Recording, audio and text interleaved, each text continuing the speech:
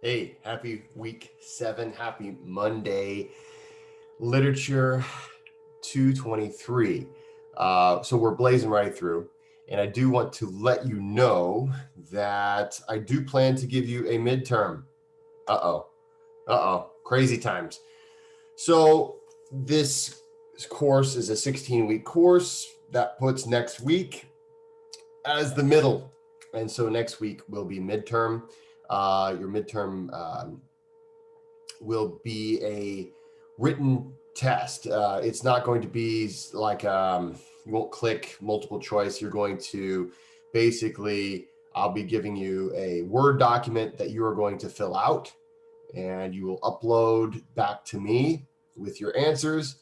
And it's actually pretty simple. It's pretty easy because I'm not requiring you to do a proctor or anything like that. It literally will be something where I give you 24 hours and it will be next week on Friday. So if you want to put it on your calendar, let's see, that is March 12th. So March 12th will be your midterm, and I will give you 24 hours on that day to complete that midterm. So if you want to wake up super early, fine. If you want to go to bed super late, fine, however that works. But on March 12th, you will have your midterm exam. So how do you study for this? It's pretty easy. I'm going to share my screen. Here is the study guide, right? It's the syllabus. It's the syllabus. And so go back over this syllabus and try to think about, okay, if I don't already understand, what is the significant transcendentalist influence on Emily Dickinson's poetry, guess what? That's something to try to figure out, just something to try to think about. These are probably going to be the questions that you're going to get on the test. I'm just going to do a little spoiler alert, okay? Explain the ways in which Mark Twain takes uh, takes American experience as his subject. Okay, now and then think about the schools of thought we've talked about already this semester: realism, regionalism. Then we got into naturalism a little bit later. So just think about these things, and I've pretty much hidden. Maybe I'm giving it all away, but I've pretty much hidden a lot of your midterm and final questions in the syllabus so that you can be ready for them.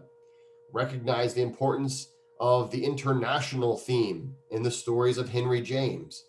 What do you even think that means, right? And so these are things to ponder. These are things to ponder, and these are things to reach out to me if you want to have a meeting or something like that as well. But here's the cool thing. There's nothing wrong with using Google. There's nothing wrong with researching this on your own.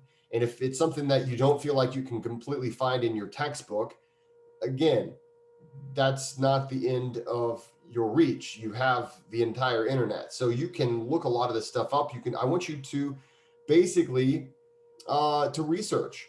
If we were in a classroom setting where we would be able to maybe have longer discussions, we would, even though I would be, basically what would happen is I would still ask you to research this on your own.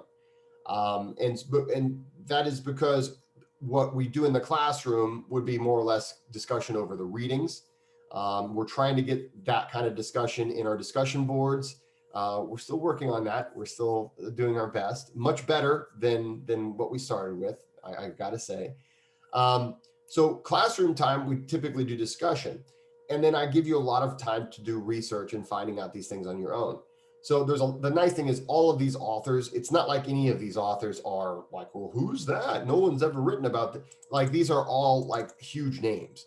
So basically you can get ready for the midterm by looking at the syllabus, reading and rereading the readings. I like how that sounded. Reading and rereading the readings that we've been assigned, and pondering and maybe even researching how you might answer some of these questions. Identify the rebellious, pioneering, and revolutionary characteristics of Emily Dickinson's poems. Well, you don't really even, I doubt you would even need to do much research about that. All you'd have to do is just reread the poems. So read any of those poems and you're going to find out, oh, I can pretty much identify these things. Analyze Twain's use of humor, syntax, and dialect in fiction. All you really have to do is read the material to find that.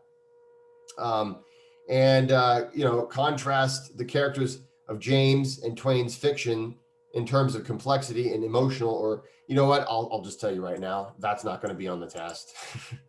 So I'm not going to delete it, but that's something that is not going to be on the test. So I'm giving you a lot of spoilers right now, but I just want to kind of get you ready for what's coming next week. So basically, reread, be familiar. A lot of the midterm will be identification. So a lot of the midterm is going to be, I will have excerpts from the readings, and then you'll have to identify the author and the title of the work. So that will be pretty easy, especially since I'm not asking you to get a proctor for this. This is just going to be, we might call it open book, because, hey, I can't stop you from looking in your book.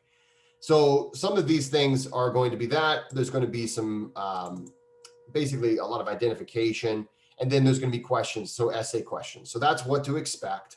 This week is week 7. We're going to read Cummings. We're not reading Eliot this week.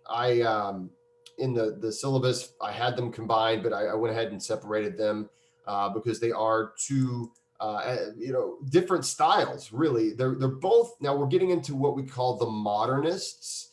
So modernism is the essential belief that there's a few tenets to the belief.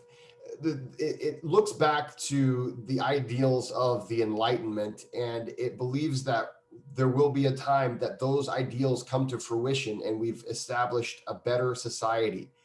Modernism believes in those values, that basically that we are continuously getting better, and that there is such a thing as like the perfect art form, the perfect way to do it. And so what we see with modernists, and we'll get more into this next week with T.S. Eliot, but the modernists are really, you're going to see a lot of use of different uses of syntax. You're going to see a lot of focusing on elements of our of like society and humanity as a whole. Now, I know that sounds like the human condition just in general, but a lot of times it's focusing on aspects of society that maybe we didn't focus on before. So I want you to read all about E.E. Cummings. I want you to read all of his material. Next week, we're going to dive a little deeper into what modernism really is, but see what you can find out on your own. I want you to be a researcher. So see what you can find out. But reading E.E. Cummings, you're going to notice, especially with E.E. Cummings, a very stylistic way of using syntax. Probably one of the most well-known when it comes to the use of syntax. So take a look at E.E. Cummings, read all about him and his author introduction, and then read these poems: Pity, This Busy Monster, Mankind, I Sing of Olaf Glad and Big. That one is most people's favorite. So it's one of my favorites. So take a look at that one. Somewhere I Have Never Traveled Gladly Beyond, Buffalo Bills, Oh Sweet Spontaneous. So take a look at these poems and read them, and basically it's the same like we've always done in previous weeks. You're going to do your weekly writing, and so this is week 7 explication. What I'd like you to do is simply complete explication 1 of the poems on our reading list by Cummings. Cummings. Of course, I misspelled that. And so basically just explicate. So just like what you've been doing so far, I want you to explicate one of his poems. It can be any of the poems. You get to choose. And then in the discussion boards, this is week number 7. Hey, take a look at week number 7 and make sure that you are not only making a comment of your own, but you're responding to somebody else's comment. Get into a discussion. I've enjoyed seeing some of your back and forths, and some of them are quite interesting to read and fun and thoughtful. So keep that up, and kudos to those of you who've been really trying to work hard on these things. So at least get those done this week and be preparing for the midterm. Okay. And if you have any questions for me, please let me know. Monday next week, prepare. We're going to talk about modernism. We're going to talk about T.S. Eliot, and I will give you some more ways to prepare for the midterm. But in the here and now, take a look at E.E. Cummings, enjoy. Read about E.E. Cummings, read about, if you want to get a little bit ahead, read about modernism. You can find a lot about modernism. It's a very it's a big one. It's a big one. So take a look at that, and I will look forward to giving you some more guidance next week on how to get ready for the midterm. And we're getting ready to go into T.S. Eliot, which is many people's favorite poet, especially out of the Modernists. So, guys, thanks so much, and let me know if I can help you. Feel free to drop into my office hours Monday, Wednesday, Friday, 8 a.m. On Tuesdays and Thursdays, I'm usually in the office between 1 and 3. But on those days, those are really important days to make an appointment with me, because oftentimes I also have other things going on those days. So it's really important to make an appointment with me. I hope to see you guys sometime soon, and I look forward to reading your explications.